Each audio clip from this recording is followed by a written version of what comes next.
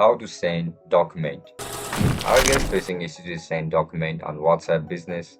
If that's so, then this video might help you out. Without further ado, let's dive into the video. First of all, open WhatsApp Business application on your mobile device. Once you open the app, log in into your account with your registered email and password. After you get logged in, now just head over to the contact where you want to send your document. Once you open the contact tab, look at the bottom of your screen where you can see this icon, which is the left side of your camera icon. Just simply tap on it.